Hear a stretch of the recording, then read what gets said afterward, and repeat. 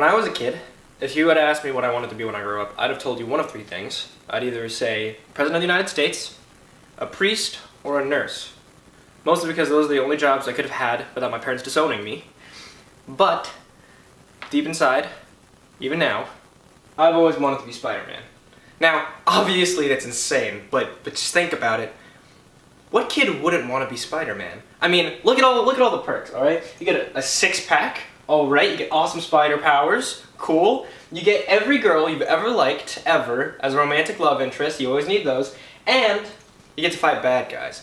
These are most of the reasons I think kids nowadays want to be superheroes. I mean, I want to fight bad guys like Spider-Man or Batman. I want to be super strong like the Hulk or Captain America. I want to be able to fly like Iron Man or Superman. And I want to talk to fish like Aquaman. Okay, no one wants to be like Aquaman. But as you get older, you start to realize that these characters are a lot more than just crime fighters in spandex. Let me remind you of a crucial part of Peter Parker's origins as Spider-Man. Now, when Peter Parker got his amazing spider powers, he used them to make the persona of Spider-Man. But not in the way we all know him as. He actually used him for fame and fortune. He got on TV shows, he did talk shows. That's all he really did with it. And one day, while he was leaving one of the talk shows, a robber was running past him and he didn't stop him. The policeman chasing the robber asks, "What's with you, mister?" And Spider-Man reacts with, "Sorry pal, that's your job." Now, mind you, Peter has been bullied his entire life, and the fact that he just got amazing powers makes him feel like he's owed something for his years of being bullied. But after his uncle is shot and killed that night, he goes and tries to find the murderer, and is met with the grim truth that it was the man he let go. He was selfish in that moment, and he paid the price for it. And with great power comes great responsibility. I've said that line so many times it's lost its meaning on me, if I'm completely honest with you. But what's interesting about it is that Uncle Ben never actually said that line. It was Peter just figuring stuff out. After letting his uncle die, after being selfish and being indirectly responsible for his uncle's death, he realizes for himself that with great power, there must also come great responsibility. And I'd like to point something out that's really weird on this panel. It says, "New teenage idol, Spider-Man."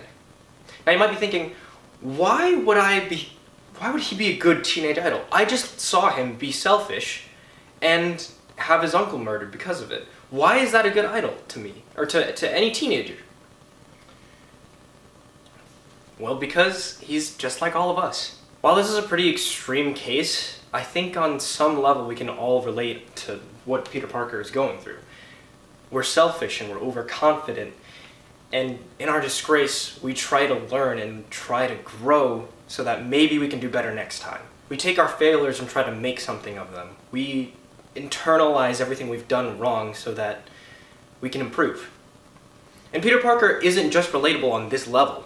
Peter Parker has to deal with his promises and his commitments as Peter Parker, and he has to balance them with his self-appointed responsibilities as a friendly neighborhood superhero.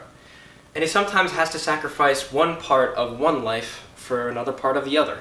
Like a lot of us, Spider-Man is overwhelmed by life and is just trying to get by. And I only talk about Spider-Man specifically because he's actually my entire childhood. The most criticized character for being overpowered and unrelatable is the Man of Steel himself, Superman. But if you look past the undies on the outside and really look at the character of not just Superman, but of Clark Kent too, you'll start to see that his out-of-this-world stories can be relatable to anybody. Superman is an alien forced to live amongst people who he's completely different from.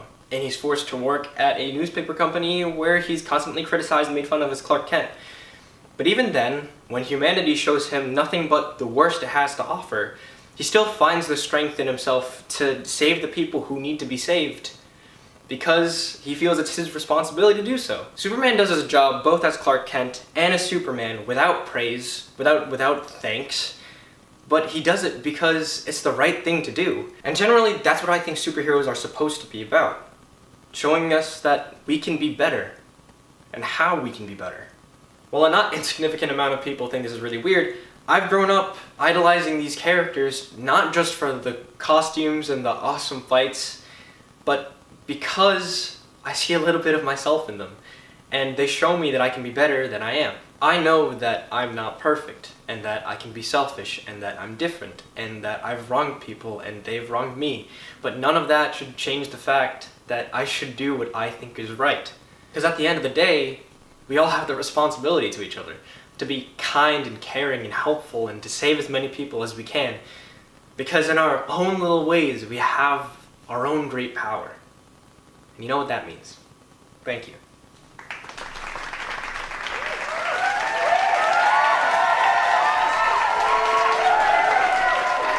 It's gonna be hell to edit.